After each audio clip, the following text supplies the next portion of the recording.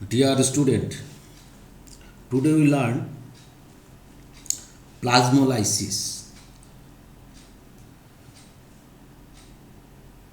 আমরা পড়ছি প্লান্ট ফিজিওলজির ট্রান্সপোর্ট ইন প্ল্যান্ট।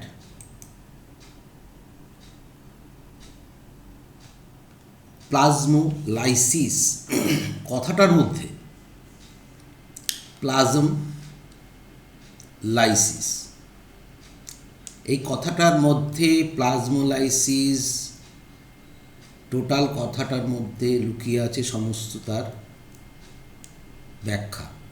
প্লাজম কোথায় থাকে? কোষের মধ্যে থাকে। Any type of liquid present in the cell is called protoplasm. That is, in case of plant cell, without cell wall and cell membrane present protoplasm, and in animal cell, except cell membrane, the material present in animal cell is called protoplasm. তো এই প্রোটোপ্লাজমের যখন ক্ষমতা কমে যাবে, পরিমাণ কমে যাবে, কোন পদ্ধতিতে হতে পারে? You know, this is a cell. Outside the cell, it is hypotonic. আমরা জানি hypotonic solution, isotonic solution, tonicity of cytoplasm or liquid আমরা জানি। হাইপোটনিক সলিউশনে যদি রাখা হয় তাহলে সেলের মধ্যে জল ঢুকবে। ওকে, কেননা সেলে প্রোটোপ্লাজমের মেইন অংশ ওয়াটার হলেও তার মধ্যে অন্যান্য বিভিন্ন মিনারেলস, প্রোটিন, গ্লুকোজ, বিভিন্ন জিনিস থাকে। কিন্তু যখন হাইপারটনিক সলিউশনে রাখবো, তা হাইপারটনিক মিনস কার বেসে না সেল যেখানে আছে, যে তার আউটসাইড সারাউন্ডিংস, তাহলে সেখান থেকে জল বেরিয়ে যাবে। এই দুটো পদ্ধতি। আর আইসোটনিক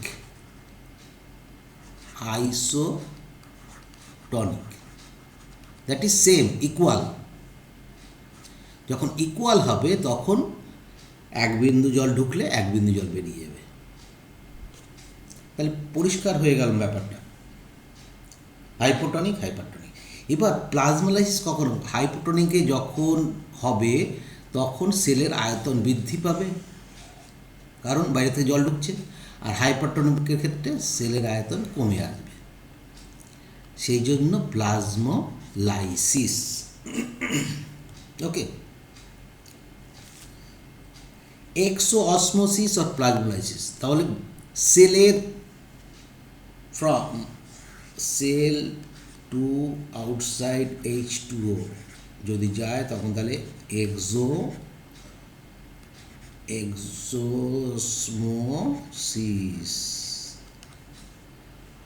আর যখন জল ঢুকবে এন্ডঅসমোসিস।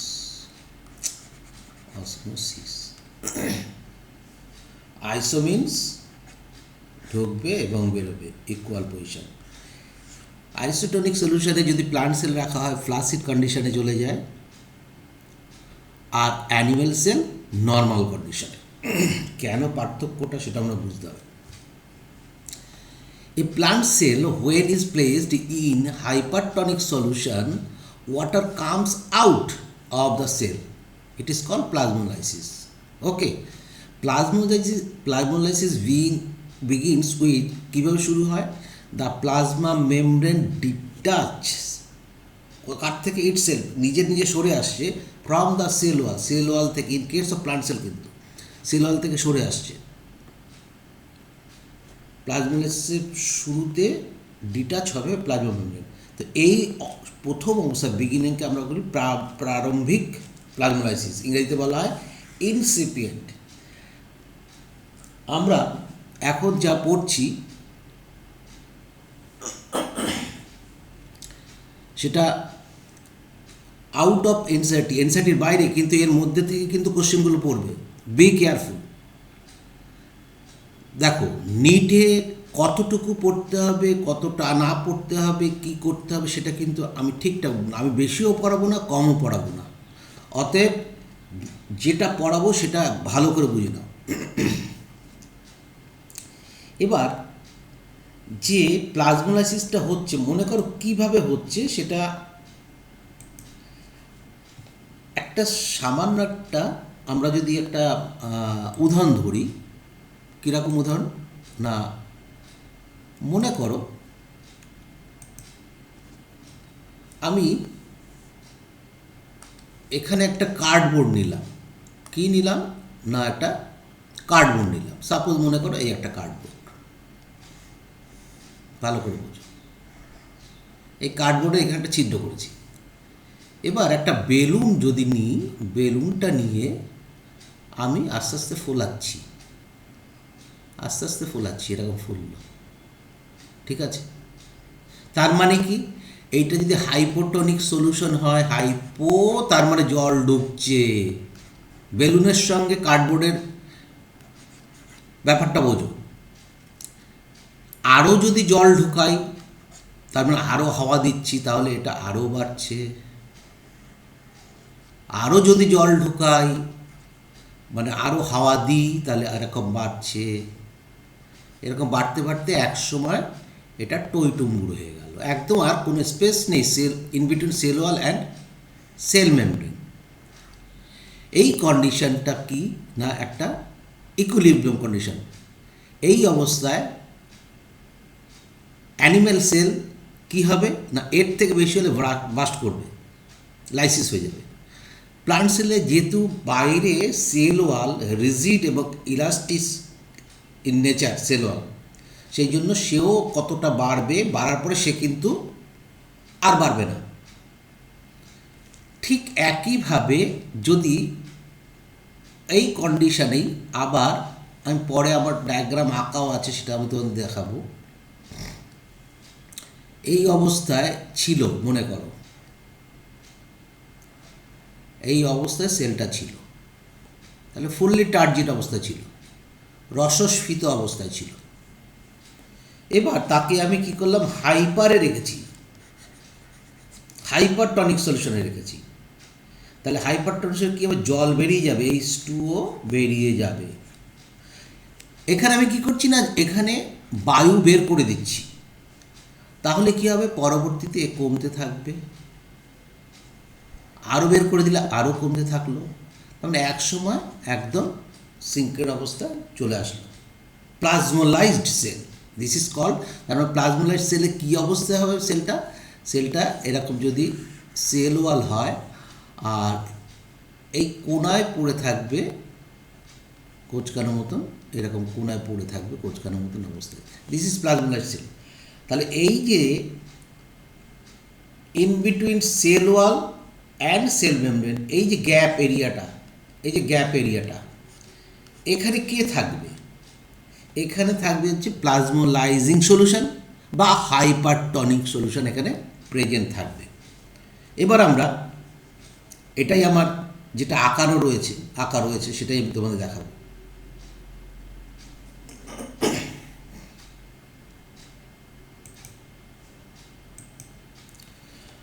দেখো ওই সেম ডায়াগ্রামটাকে আমি বোঝানোর জন্য করেছিলাম। এখানে 1 নম্বর ডায়াগ্রামটাকে ফলো করো। 1 নম্বর ডায়াগ্রামটা দেখতে পাচ্ছি ব্ল্যাক কালারের, সেটা হচ্ছে কার্ডবোর্ড লাইক সেল ওয়াল, এবং ভেতরে বেলুনটা দেওয়া আছে। বেলুনটার বাইরের যে মেমব্রেনটাকে, এটাকে আমরা সেল মেমব্রেন মনে করতে পারি। তাহলে এবার যত হাওয়া আমরা বের করা শুরু করব, তারপর কী হচ্ছে, এক্সোঅসমোসিস। প্লেন জিনিস বোঝো, এক্সোঅসমোসিস। হাওয়া বেরোচ্ছে মানে জল বেরোচ্ছে মানে আমরা জানি স্যাপ থেকে, ভ্যালকুলার স্যাপ থেকে জল বেরোয়, সাইটোপ্লাজম থেকে জলটা বেরোবে। আস্তে আস্তে এটা কী করছে না, শ্রিঙ্ক হওয়া শুরু করছে। মেমব্রেনটা দেখো ডিটাচ হয়ে গেছে, সেল মেমব্রেন আর সেল ওয়ালের মাঝখানে ডিটাচ হয়ে গেছে। এই যে শুরুটা, এটাকে বলছি আমরা ইনসিপিয়েন্ট প্লাজমোলাইসিস। এবং পরবর্তীকালে যখন আমরা আরও বায়ু বের করে দেবো, মানে জল বেরিয়ে যাচ্ছে হাইপারটনিক বাইরে, তাহলে কি হবে না পরবর্তীতে এরকম কুঞ্চিত অবস্থায় চলে আসছে, এক্সোসমোসিস হচ্ছে। এবং শেষ অবস্থায় যখন একটা সিঙ্ক্রোনো এক কোণায় পড়ে থাকবে, ভ্যাকুল, সামান্য সাইটোপ্লাজম, এবং তাকে বলবো ইভিডেন্ট প্লাজমোলাইসিস। তাহলে শেষ অবস্থায় বলি ইভিডেন্ট প্লাজমোলাইসিস। এর সঙ্গে বলে রাখি, ইভিডেন্ট প্লাজমোলাইসিস যদি কন্টিনিউ চলে তাহলে কিন্তু সেল ডিস্ট্রয় হয়। আবার রিভাইভ করা যায় কি, ইনসিপিয়েন্ট প্লাজমোলাইসিস অবস্থায় যদি কোষকে আবার হাইপোটনিক সলিউশনে ফেলা যায়, সে কিন্তু আবার রিভাইভ করে মানে প্রিভিয়াস শেপ অ্যান্ড সাইজ সে গেইন করবে। আফটার সামটাইমস, কিছুক্ষণ পরে কি বলছে, vacuole decreases in size and finally protoplasm contract করবে ইনটু অ্যান আনডিফারেন্সিয়েটেড মাস। ঠিক আছে, আনডিফারেন্সিয়েটেড মাস অবস্থা থাকবে। This stage is called evident plasmolysis. The cell will be died if evident plasmolysis continue. যা বলছিলাম, এই ডায়াগ্রামটাতে আমরা পরিষ্কার বুঝতে পারছি নর্মাল কন্ডিশনে আছে, আমি তার বাইরে কি করেছি, হাইপারটনিক সলিউশনে রেখেছি, হাইপারে রেখেছি, জল ন্যাচারালি বেরিয়ে যাবে। কারণ কি, হাইপারে রাখার অর্থই হচ্ছে কোষের ভেতরে তখন ওয়াটার পোটেনশিয়াল হাই, বাইরে ওয়াটার পোটেনশিয়াল কম। তার মানে বাইরের সলিউশন ঘনত্ব কনসেন্ট্রেটেড সলিউশন, আর ভেতরটা হচ্ছে লেস কনসেন্ট্রেটেড সলিউশন, অতএব জল বেরিয়ে যাচ্ছে। আলটিমেট কিন্তু এই অবস্থায় পড়ে থাকবে। এই জন্য বলা হচ্ছে প্লাজমোলাইজিং সলিউশন আর hyper solution present in between cell wall and cell membrane. যেটা আগের ডায়াগ্রামটাতেও আমি কিন্তু লিখেছি যে plasmolysing or hypertonic solution present in between cell wall and cell membrane.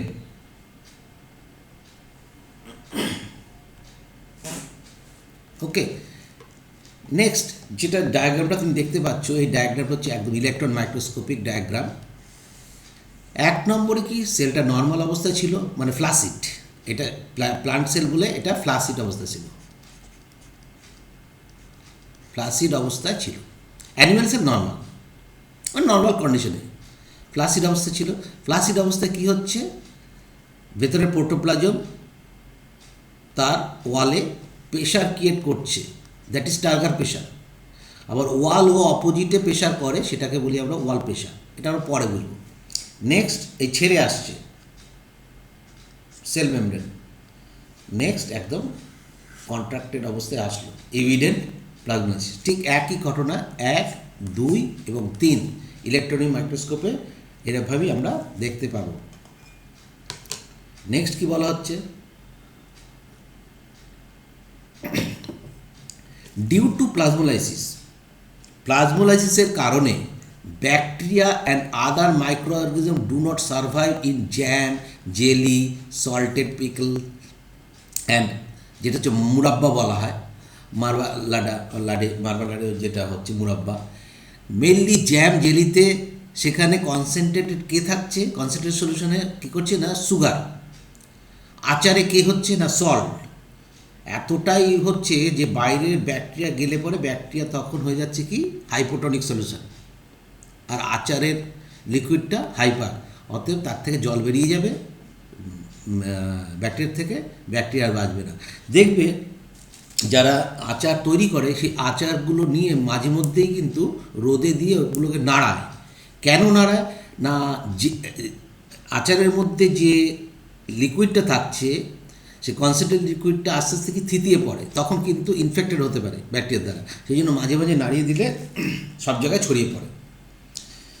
সারা পৃথিবীতে, সারা ওয়ার্ল্ডে মাইক্রোপ্লাজমা এমনই একটা অর্গানিজম যে অসমোটিক্যালি resistant.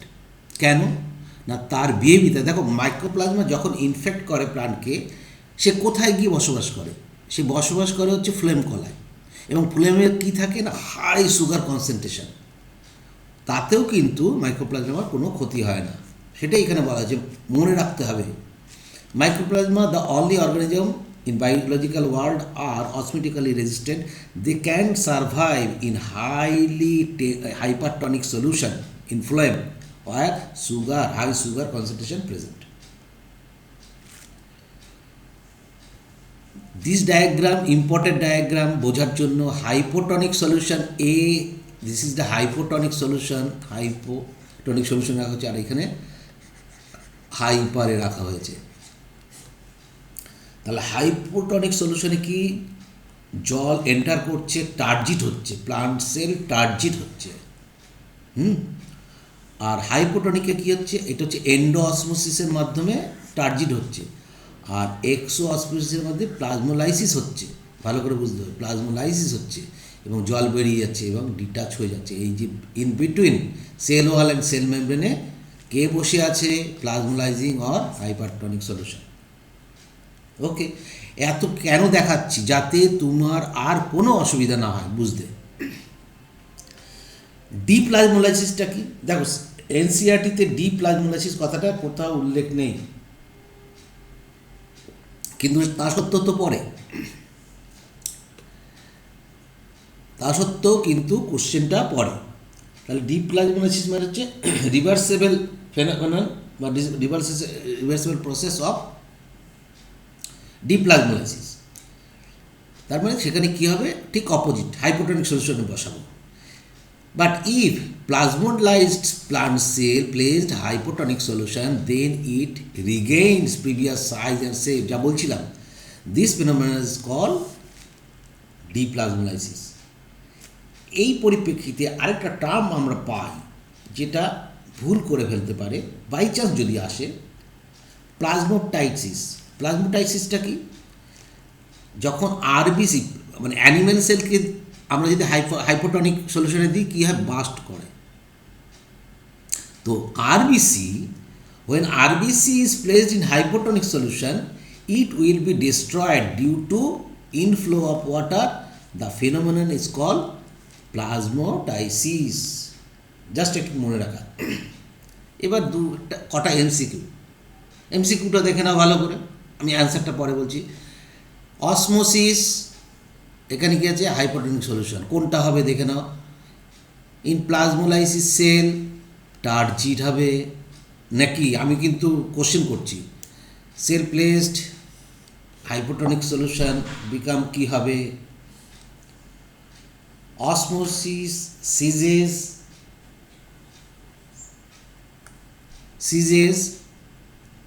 when cell is placed in endosmosis.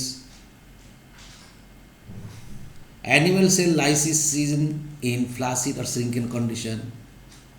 Osmosis is seen in hypertonic solution, isotonic solution. Osmosis seen in distil water, exosmosis. তোমাকে মেলাতে হবে কোনটার মধ্যে কোনটা।